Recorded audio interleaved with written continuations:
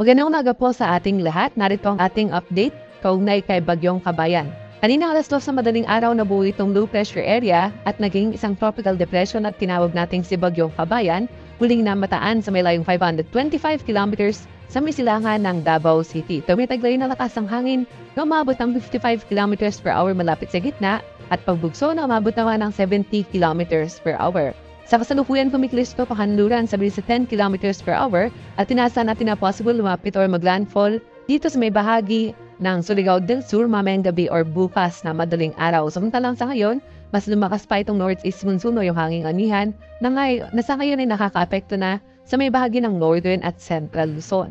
Kaugnay naman sa magiging track ni Bagyong Kabayan, huling na inaasahan natin na possible nga maglandfall itong si Kabayan sa may bahagi ng Surigao del Sur or sa mga kalapit na mga probinsya mamayang gabi or bukas sa madaling araw. At inaasahan na possible itong tumawid dito sa may bahagi ng Mindanao or Visayas area at lalabas naman ng Sulusi or dito sa may kanluran ng Puerto Princesa City sa bukas yan or sa araw ng Lunes.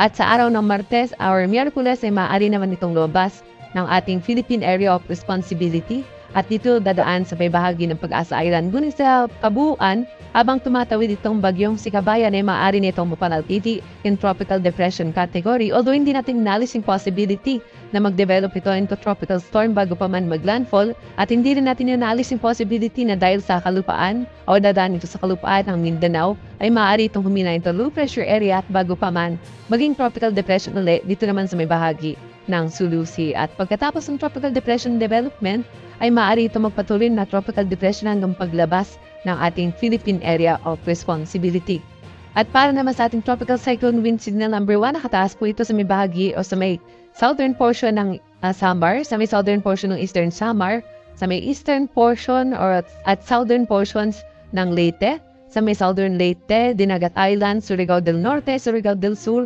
Agusan del Norte, sa may northern and eastern portions ng Agusan del Sur, gayon din sa may northern portion ng Davao Oriental, eastern portion ng Misamis Oriental at sa may bahagi ng Camiguin. Asahan po, sa susunod na 36 hours mararanasan ng mga malalakas na hangin dala ni Bagyong Kabayan. At para naman sa ating heavy rainfall, inaasahan natin na magdadala ng malalakas na mga pag-ulan itong si Bagyong Kabayan at maaaring umabot ng heavy to intense rains dito sa may bahagi ng Surigao del Sur ngayong araw. At inaasahan naman natin ng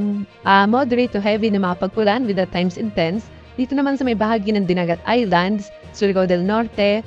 Agusan del Norte, gayon din sa may eastern portion ng Agusan del Sur, northern portions ng Davao Oriental at ng Davao de Oro. At para naman sa lagay ng ating karagatan, sa ngayon nakataas yung ating gale warning sa mga baybayin sa may Hilagang Luzon dahil sa pag-iral ng hanging amihan dito sa may bahagi ng Ilocos Norte, Ilocos Sur, La Union, Pangasinan, gayon din sa may Batanes, Cagayan kasama na yung Babuyan Islands at sa may Isabela.